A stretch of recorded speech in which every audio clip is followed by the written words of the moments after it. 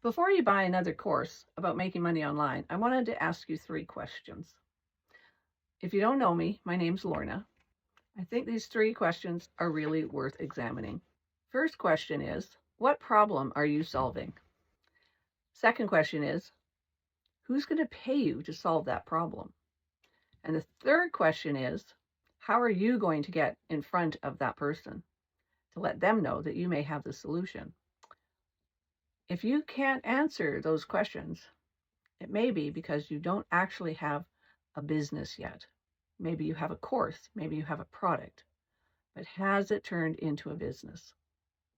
You might just have a lot of expensive login passwords and not a business yet. And trust me, I've collected a few of those myself. I'm 70 years old and I've been in business for almost 40 years. So I may be new to digital marketing, but I am definitely not new to business. The more I'm learning about making money online, the more I'm starting to realize that we're taking some of the basic principles of business and we're making them a lot more complicated. So let's go back to basics, because these are the same 3 questions I've been asking myself as I've started on this digital marketing, making money online process. So question 1 is, what problem are you solving? You notice I didn't ask you what course you bought or what digital product you want to sell or what fantastic idea you had. I just asked, what problem are you trying to solve? I learned how important this question was long before I got involved with digital marketing. For a large part of my career, 40 years worth, I was an independent insurance adjuster. I did car accident investigations. I investigated fraud. I dealt with house fires and thefts and all kinds of insurance claims. But people didn't hire me because I had a business card or I happened to have a license, business license, or an adjuster's license. Those are part of it. But they also hired me because I was good at solving problems. And after an accident or a theft or a fire, my clients definitely had problems. And for the majority of them, it was the first time that they were in that position. So my job was to gather facts, do the investigation, take statements from people, do research on whatever it was that they lost or their injuries, get them the help that they needed. Those were the kinds of problems that I solved. In the last 4 years, I've also started a microgreens business. And once again, the product itself was not where I started. Yes, I had to learn how to grow microgreens, but I could have a greenhouse full of microgreens and they could look beautiful and they would be nutritious. But if I didn't know I had a customer to sell them to, then it was just a hobby. And I think this is where it's easy to get confused when you're starting an online business. It's easy to get caught up in developing the product, learning the skills, going through the education modules. You can get very caught up in the busy work of what you hope will be your business. But until you actually know how to find customers, it really is just a hobby. I think this is where people can get very confused when they're starting to look at an online business. We buy the education course. We learn how to go through the education modules. We learn affiliate marketing. Maybe we learn UGC. We definitely have to learn how to do videos. We search for the right equipment. We often buy too much equipment. But then it is when we say, where are our customers? Who are they? How will we even get in touch with them? Or how will they get in touch with us? So maybe that's something that we need to turn around. Maybe what you should be asking is, what problem can I solve and for whom? When I was an independent adjuster, I could have been the best adjuster in BC, but the general public wasn't hiring me. So I needed to know who was going to give me that file. Who had the ability to make that decision and why would they make it? Because I could have all the training in the world, but if nobody sent me a file, I'm not in business actually. I could have the license, I could have the skills, but if I don't have the income, then it's not a business. I also discovered that when I was looking to hire other people because my business was growing, I tried hiring other adjusters that worked for insurance companies, and I knew that they had the ability, the training, they understood claims. And what I found is that sometimes, not all the time, but sometimes, as they became self-employed, they struggled because they had the mindset of an employee. They needed to be somewhere where somebody was telling them what to work on, telling them when they could take their breaks. And when they were done at the end of the day, they were totally done. These people were intelligent and they knew how to work. They just had the mind frame of an employee, not an entrepreneur. Because knowing how to work is not the same as knowing how to run a business and develop a business. I think that's what happens when we start an online business, is we spend a lot of time taking a look at how to learn the skills that we're going to need, but we haven't really spent enough time looking at where our customer is going to come from. We learn how to make videos. We learn about what a funnel is. We learn UGC and how to get our pet involved in it.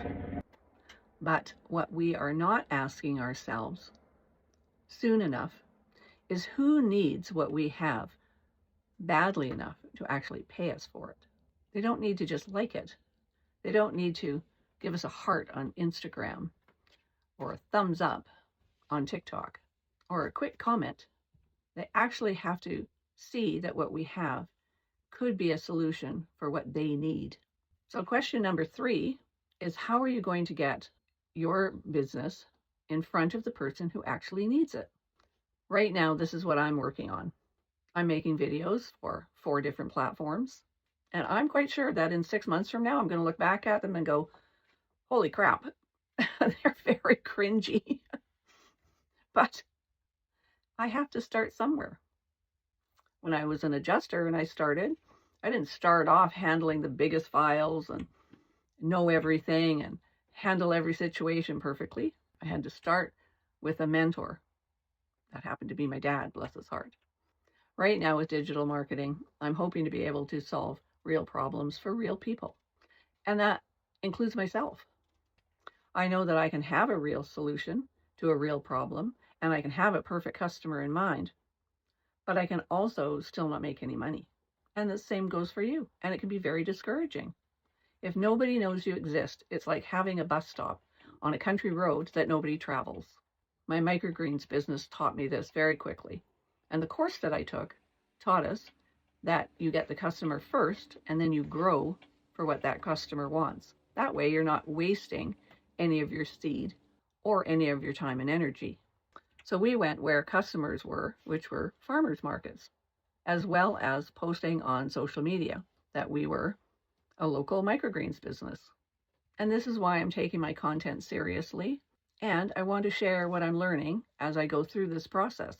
I'm not at the $30,000 a month level that a lot of people doing this are, but they've been at it for a year or 2 years.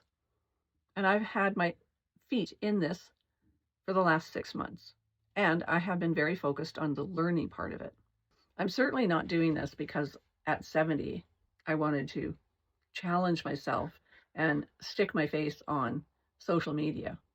I'm doing it because due to some health issues I have, it makes it harder for me to do that type of work. So I needed to be able to find a new way to earn income because I have rescue animals that I'm responsible for. I have expenses that I'm responsible for.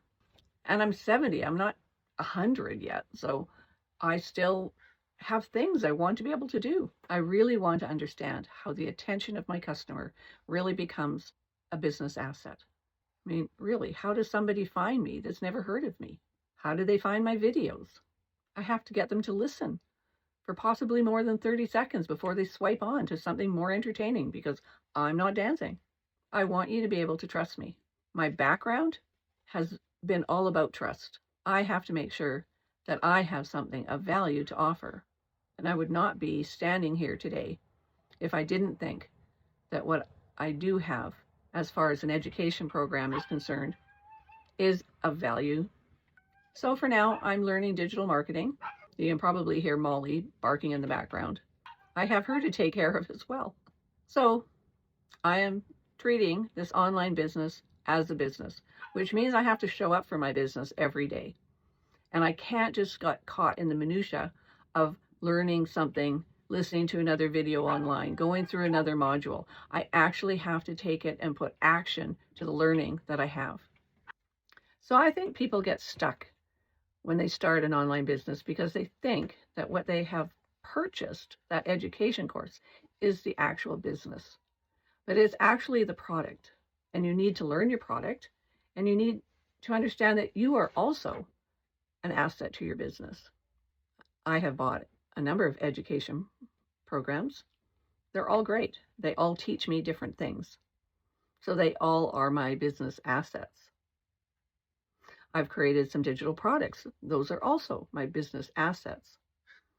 But until I get them out in front of people who may need them, and I figure out who those people are and where I will find them, I don't have a business yet.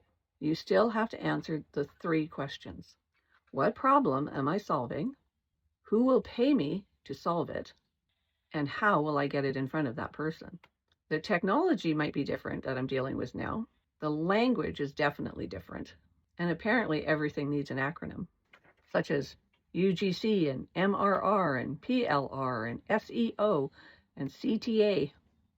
Some days I feel like I accidentally enrolled in an alphabet school. But underneath it all, it's still a very valid business. So here's what I'm doing. Every time I look at a new income opportunity, I'm putting it through these 3 questions.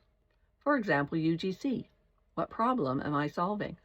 A business needs content and they need a real person to showcase their product. And who pays me? Well, it's the brand that pays me. And how do I get in front of those people, those brands? There are platforms that help you do that, but there's also research into what brands there are that you might want to do UGC for, and there's marketing to them. There's a portfolio to be created. So that's something that I can send to the brands. I create digital products inside Canva, but honestly, I don't need more templates for Canva.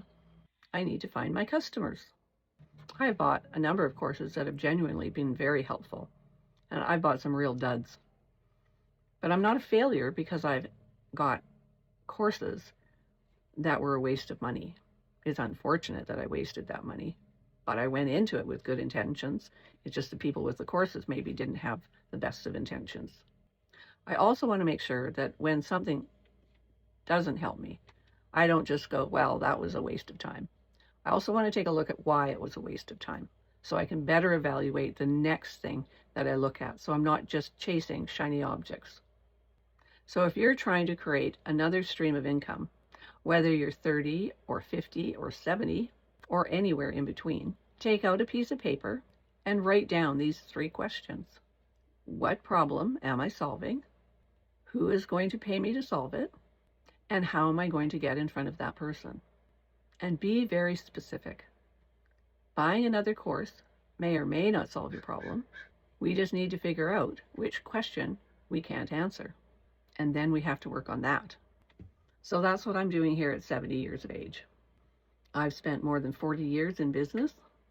I've built the businesses. It's hard work. It's time. It's commitment.